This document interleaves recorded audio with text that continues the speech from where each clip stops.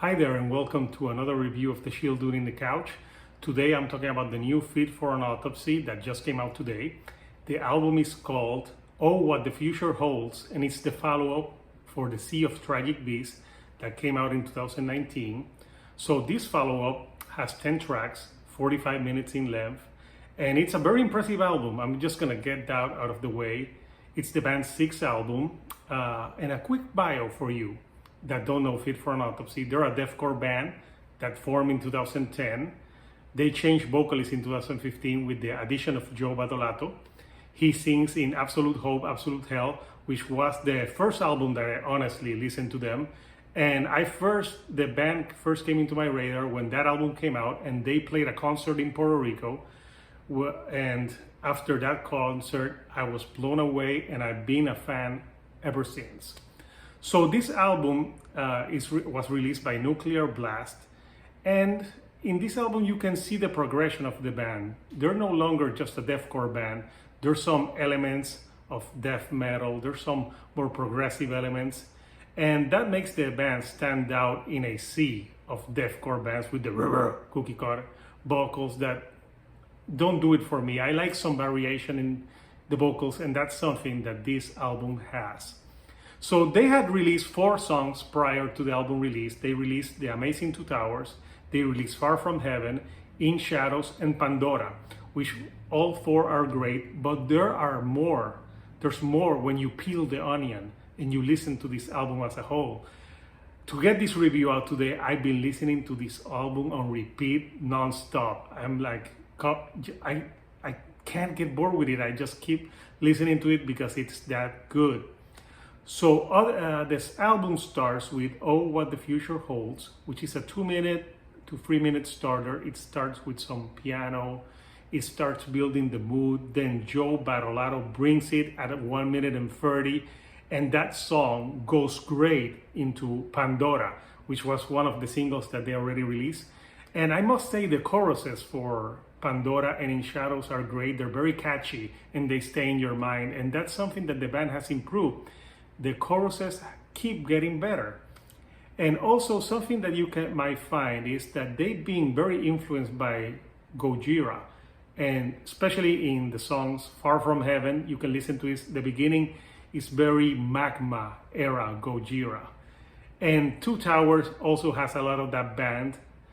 But also when that song starts, the vocal delivery at first sounds like Joe channeled Chino Moreno from the Deftones, and it's a beautiful thing.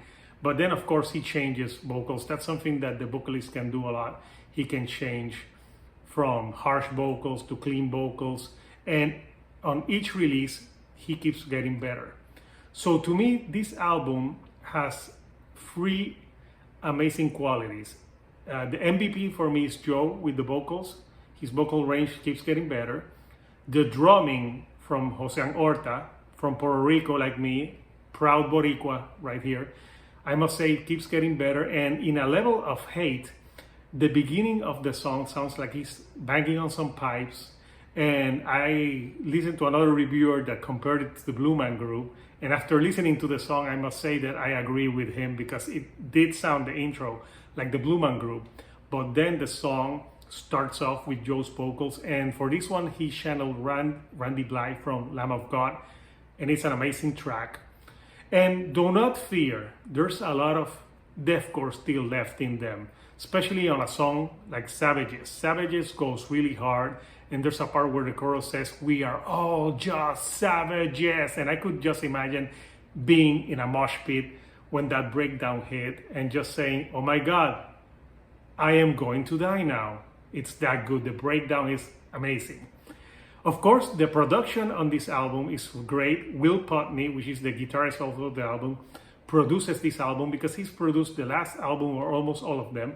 And he produces albums for other bands, like he's produced for Norma Jean, Knock Loose, just to name a few. And the production, I really enjoyed it. I like how the song flows in the album. And also, another aspect of the album that I like is the lyrics. I think the lyrics are very grim and they're very reminiscent of what's happening in these last years, and they just bring something that deep inside you, you feel it. And Joe's vocal delivery, it's so amazing, especially on Condition Healing. There's a part in the song where he screams out, how many mothers have to bury their sons, you sick motherfucker. And he nails that delivery. Obviously I didn't nail it, but he does. And that is my favorite line out of the whole album. The lyrical content is so dark. It's really great how Joe has evolved as a vocalist and as a lyricist. He keeps getting better, tackling different themes in a flawless way. So to me, those are the best aspects of the album. But I'm gonna leave the best for last. The Man That I Was Not is the album closer.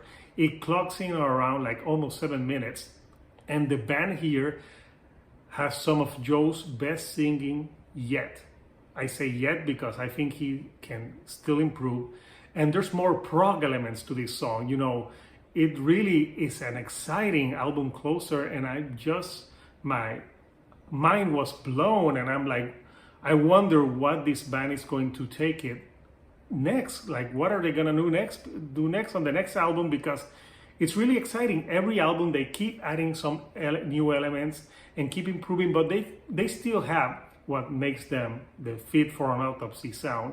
But they're not a band to rest on, like we're just gonna do a straight core deathcore album. No, they're a band that likes to experiment, and for that I applaud them for the experimentation, because it makes them stand out in a sea of so many bands that can sound the same.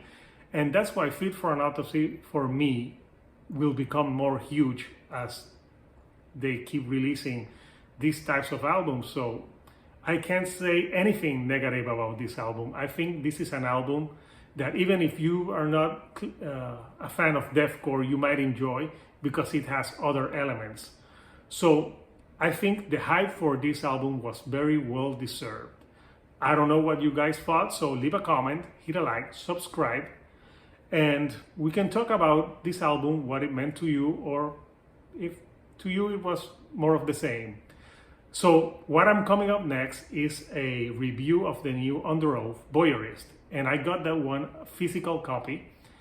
So I'll get around it on the weekend, when I have time, and hopefully that'll be the next review that's up. And don't worry, I got more things coming for you guys. So thank you for tuning in, and I'll see you on the next video.